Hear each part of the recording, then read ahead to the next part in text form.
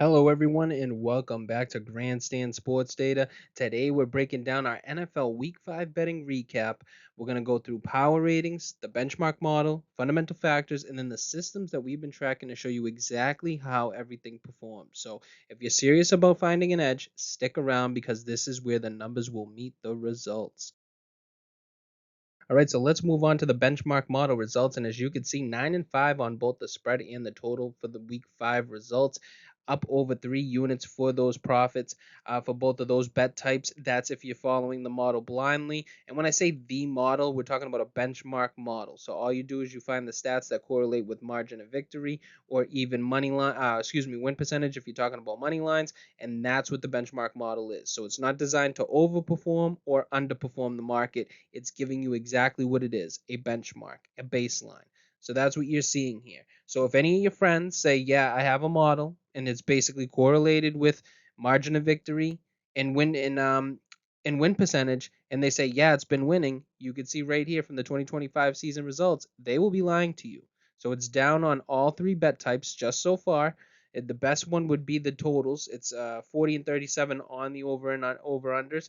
It's down $1.60 for every $1 bet and down 2% in terms of your portfolio. So don't let people lie to you.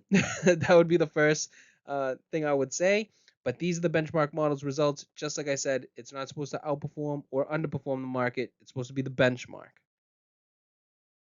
All right, so let's move on to week five's benchmark models picks and the ones that qualified. You can see was the Cowboys, Giants, Panthers, and Chargers, and went 2-2 on the money line here for the teams that qualified. It was down 31 cents for every $1 bet, and it was down 7.8% in terms of your portfolio. Now for the entirety of the season, it's 8-17, down $10.77 for every $1 bet. So not the best in terms of the picks that are qualifying for the model. You got to remember, though, there's still a bunch of weeks left, almost 12, 13, 14 weeks to go uh, in the regular season only.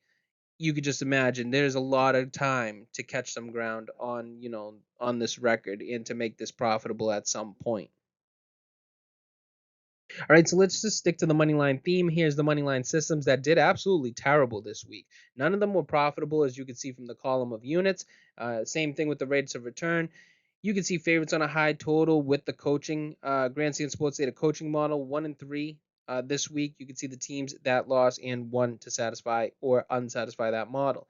Scrape out the favorites on a high total, substituted for 620-mile rule. It wasn't any better. It was 1 and 4. So money lines did not do well for the model or for money line systems. It just was not the bet type this week. You can see one that actually did 500 was 1 and 1. Still gave you a 66 cents loss for every $1 bet. Indianapolis and the Chargers right there for the favorites on a high total with the 620-mile rule. And as you can see, the last two, when you just filtered a little bit more and added in one more factor, Chargers did not fulfill their end of the bargain for that second to last row, and then the last row with Philly and Baltimore, they didn't do their end of the bargain neither. When we put in some, three factors almost. So money line systems, basically money lines all around, were not a good play this week. Now let's move on to the spread systems. As you can see, there was only one that was profitable, went 2-0 on the week. It was favorites on a high total mixed with the rest differential and the Grandstand Sports Data coaching model. Dallas and Detroit both fulfilled their end of the bargain and covered in their football games. So that was up $1.82 for every $1 bet. All the other ones basically losing proposition, 620-mile rule with coaching. That didn't hit on the spread, 1 and 5. Favorites on a high total in 620-mile rule. That went 500, but remember, you can't go 50. You can't hit a 50% win rate on minus 110 odds and be profitable. Just won't. You can't do it. It's got to be 52.4%. That has to be your win percentage to become profitable on minus 110 odds. Now, looking at favorites on a high total 620-mile rule mixed with the Grandstand Sports Data coaching model went 0-1, and then the final one down in the last row, 1-3 when you substitute that favorite on a high total for the rest differential. Not a good play this week for either the money lines, the spread systems. It just was not a good week for the model or the systems. All right, let's take a look at how the market variables performed in week five. And we're going to start with the contrarian plays. And these are going to be the teams that had 30% or less of the tickets in the true fade the public sides. Well, they went 1-3 against the spread and also 1-3 on the money line, dropping about 2 units for both of those bet types. So, not a strong week fading the public here. And that's probably the reason why, you know, most of the losses when it comes to the model, the spread, everything, it was not a solid week altogether for sharp bettors this week. Next is the bet percentage. This is literally the public. These are the teams that most people were betting. That went 6-8 against the spread. They actually were the same and dipped over when you're talking about the money line as well. So they dipped over 2 units in terms of losses. So remember, the public was hot 2 weeks ago, but since then they've kind of come back to earth. But settling at 500 means that, some people on the public were right, some people on the sharp side or the money percentage side were right as well. And the money percentage, that's going to be the next one we're going to take care of. That tells us where the actual dollars landed. So these are the teams that attracted more money than tickets. Some people may say that that's the sharp side. Um, and sometimes it can be, sometimes it cannot be. So that angle went basically 500, finishing 7-7 against the spread, and then the same on the money line. So profiting on the money line, about over $5 for every $1 bet though, because it was hitting some of those dogs on the money line. You're talking about the Patriots, where I think a plus 330. You're talking about the Panthers that were in the plus 100s. So those are the teams that actually hit in terms of the money line side or the money percentage side, sorry, and that's what that increase is, basically on the money line. Moving on to the sharp side, and these are the teams that didn't have much public backing. So what we're trying to say is that their opposition had more bet percentage, but they had more money percentage. So hopefully that makes sense. That is what we identify as the sharp side. Well, these teams that they didn't have much public backing. So basically, the clearest sign of sharp action is from the sharp side. They went 3-2 against the spread, 3-2 on the money line, going positive on both bet types, but making $7.20 for every $1 bet. You gotta remember, you made $5.69 for every $1 bet doing 14 plays here, just going on the money percentage side. If you filtered your bets and went 3-2 just on those sharp plays that we were talking about, your profitability was $7.20 for every $1 bet. So that's the difference there when you're talking about the sharp side, and that was only on 5 plays instead of 14. So huge there in terms of being sharp in the market or identifying sharp action in the market. Okay, so now let's take a look at the results from the actual plays that we walked through in our preview show. And on the spread side, we went 2-2, down only about 20 cents for every $1 bet. And then on the money line side, we were 0-3, dropping a unit per play.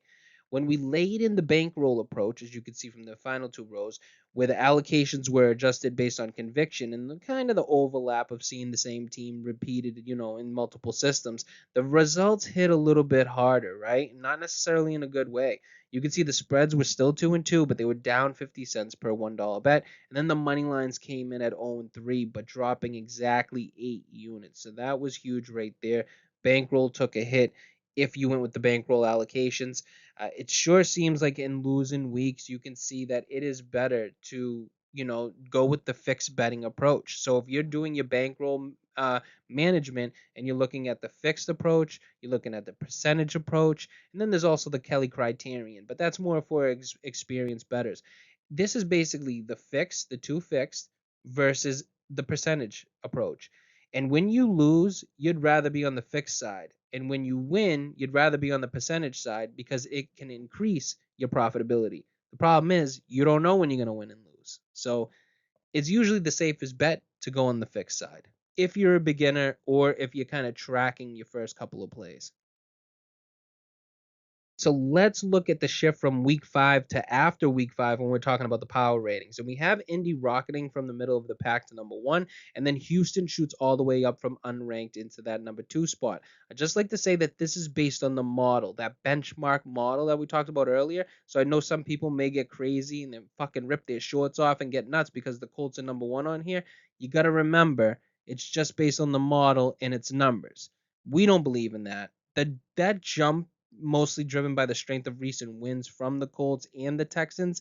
That's what has us a little bit, weary to put them at number one and number two, just from our fundamental analysis. You have to remember the model does not factor in the fundamental analysis. So let's move on. Detroit drops slightly, but still holds firm near the top. And then honestly, they still look like they're the best team overall in the league right now, just in my opinion. So I would put Detroit at number one. The Rams climbed again after another solid showing. Still had the loss, but the issue's inconsistency. They're bouncing up and down weekly, which makes it hard to treat them like a true top five team. Philly and Seattle hold steady, and then Kansas City and Green Bay, they slip a bit after inconsistent performances and also a bye week for Green Bay. All right, so let's look at the spread profit and loss after week five. We got Detroit, Indy, and Jacksonville. They have been the most profitable against the spread teams so far. But when you see multiple teams stacking units like this, the market usually catches up fast. So don't blindly ride them going forward. You may want to look at some fade opportunities for these three teams. And as the season goes on, you're going to see us give a top five. There's just like a crap load of teams that with the 0.73 plus units. We're talking about maybe like 15 teams. So that's why we didn't give you the complete list. These were the top three, and then we just labeled it crap load of teams. Now on the flip side, we're going to look at Baltimore, Cincinnati, Tennessee, and Chicago. They're all sitting at the bottom, and that's where potential value often shows up. So teams that, the public's cooled on, but are due for that regression toward the mean. The way that I like to say this is that if you look at the end of the season and you look at against the spread records, a lot of they hover around 500. So it's good to catch these teams that are like 1-4 right now.